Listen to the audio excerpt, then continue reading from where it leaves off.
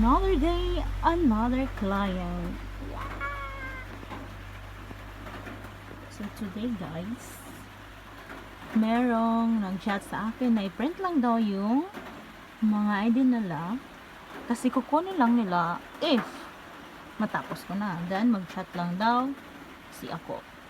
So yeah. So let's open the Chrome.